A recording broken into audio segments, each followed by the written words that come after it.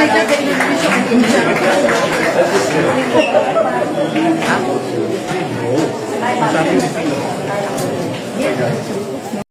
my side makes me feel things will work out just fine. Everything will work out here. How did you know? Kagabi Sabado, Enero 11 ay ang huling gabi na ng lamay ng namayapang mister ni Dina Bonnevie na si Agriculture Undersecretary D.V. Saveliano sa Quezon City.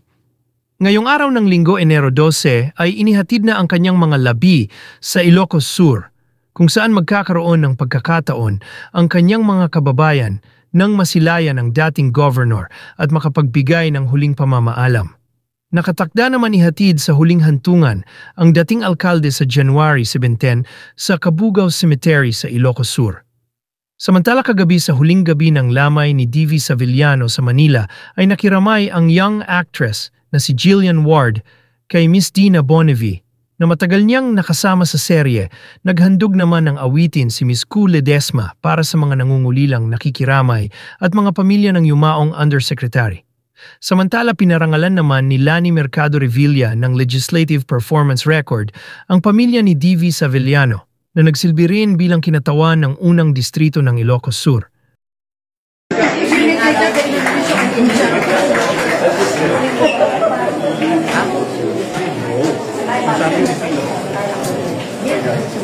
By my side makes me feel things will work out just fine. Everything will work out here. How did you know I needed someone like you in my life? And there was an empty space in my heart.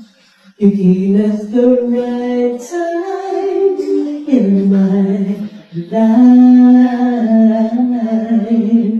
I'll never forget how you brought the sun to shine in my life and took all the worries and fears that I had. And guess what I'm really trying to say. I would like to read to you this note, because later on we will be awarding to the family the Legislative Performance Record of Honorable Deogracias Victor D.V.B. Seveliano. Honorable Deogracias Victor D.V.B. Seveliano, representative of the 1st District of Ilocos Sur in the 17th Congress from 2016 to 2019 and the 18th Congress from 2019 to 2022, speaks well of the quality of his legislative initiatives and mirrors his humble and significant contribution in enhancing the value of democratic representation in the legislative branch of the Philippine government. The representation works that Representative Seveliano served his constituents in the province of Ilocos Sur and the Filipino people during his incumbency proved that the value of representation in a democracy is best measured by the depth of his understanding of the plight, dreams, and aspirations of the people, and by his commitment and actions to truly serve the interests of his constituents and the public. It is the earnest desire of the House of Representatives that through the publication of his legislative performance record, the brand of service that defined Representative Saveliano's tenure in the House of Representatives will continue to live and be admired by the current and future generation of Filipinos. Again, our humblest condolences coming from the Northern Bloc, most especially of the House of Representatives. Magandang gabi po. All the legislations he has passed, the people he has helped, the people and the hearts that he has reached, he has touched. We thank you for recognizing his service as a public servant. We thank you for acknowledging his abilities and his leadership. We thank you so much for this recognition, and we thank you, Congressman Lani Revilla. Thank you very much.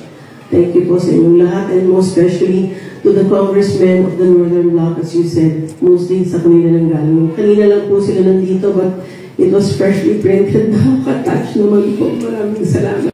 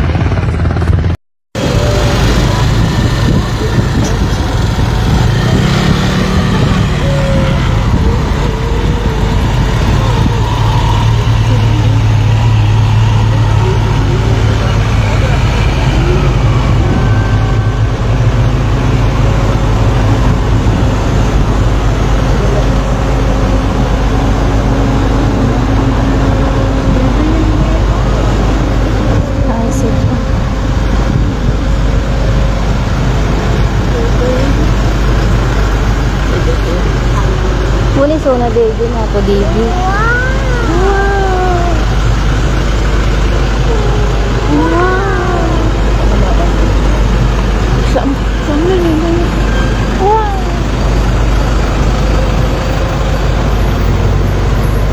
Nadungo kayo nang itulod kanya na lola.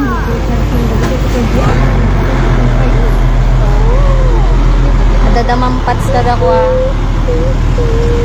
Ako Ryan.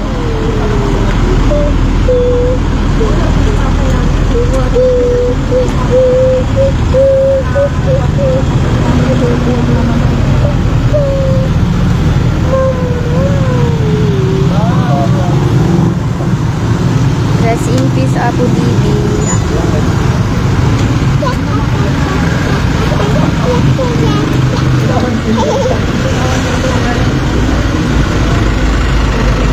May nangitulod. Gadulan.